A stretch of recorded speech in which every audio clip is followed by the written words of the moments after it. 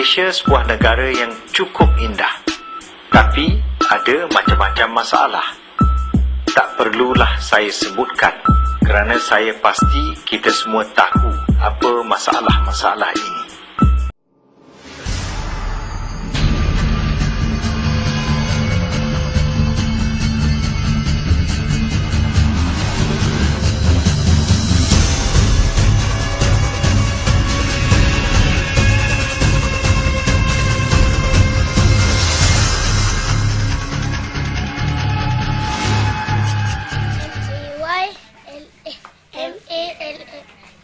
MALAYSIA Malaysia.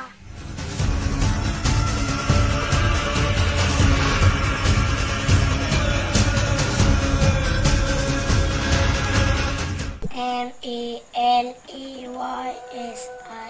Malaysia. Malaysia.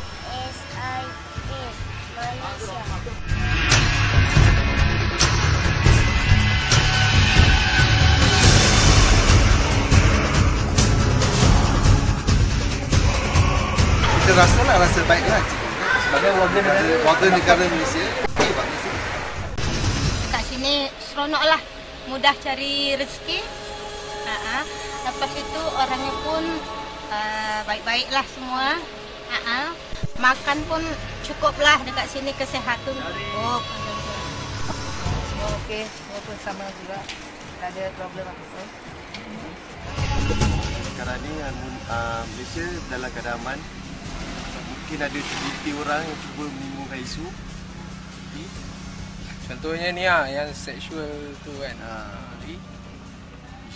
Isu yang tak sepatutnya dibangkitkan. Yang negatif terhadap masyarakat di pandangan negatif. Negeri kita aman, semua orang cakap tak payah kita pergi Mekah. Datang Malaysia, segala muka boleh kita tengok cakap. Kau punya aman Malaysia. Kenapalah rakyat Malaysia tak berterima kasih.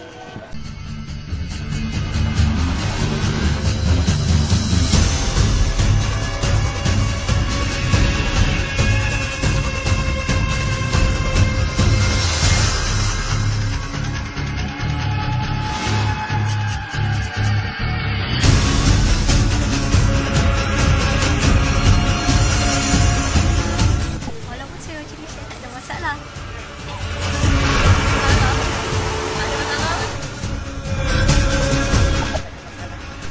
Mana ada masalah?